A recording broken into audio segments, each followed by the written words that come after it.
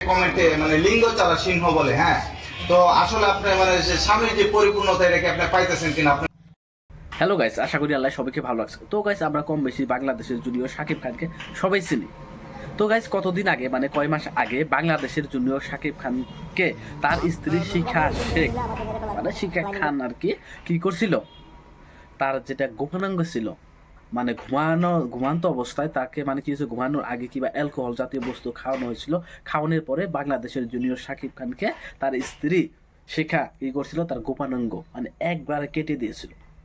যখন গাইস কেটে দেয় তখন মানে লগে লগে সে জুনিয়র শাকিব খান কি হয় মানে চৈতন্য পাওয়ার পরে কি হয়, তার দেখে যে মানে ব্লাড পুরা বডির মধ্যে ব্লাড দেওয়া বোঝায়।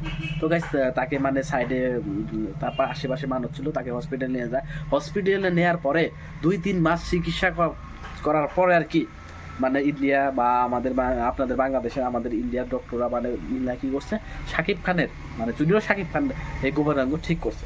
ঠিক হওয়ার পরে জুনিয়র শাকিব খান কি হয়েছে, বর্তমান পূর্ণ সুস্থ হইয়া সে মানে বিয়ার জন্য রেডি হয়েছে।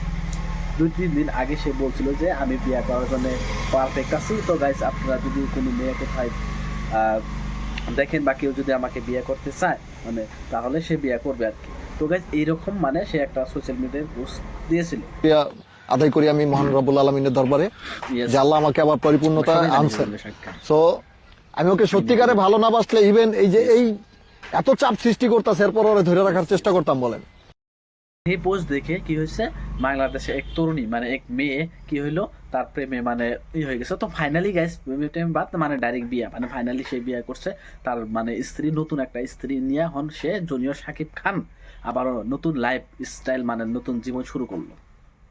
তো গাইস, এই কথাগুলো আমি খালি বললে গেতেছি, তো আপনারা জুনিয়র শাকিব খানেরও কিছু কথা আর কি তার নিজের মুখে শুনেন।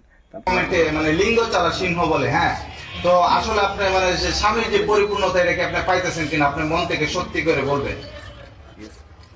হ্যাঁ, মানে একটা স্বামীর যে নাকি শুধু ক্যামেরার সামনে ভাইরাল হওয়ার জন্য যে ওকে শোনার পরে আর কি জুনিয়র শাকিব খান কি বলছে, তো এই বলার বিপরীতে আপনারা করেন আর কি মানে অ্যান্সার দেন বা কমেন্ট করেন।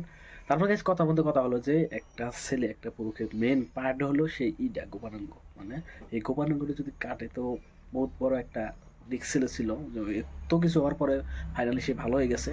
তো মহান আল্লাহ কৃপায় আর কি ভালো হয়েছে। তো গাইস, আমরা চাই যাতে জুনিয়র শাকিব খান বর্তমান ভালো মানে কিছু কন্টেন্ট দিয়ে আমাদের মাঝে বিনোদন দিয়ে থাকে আর কি, এটাই আর কি।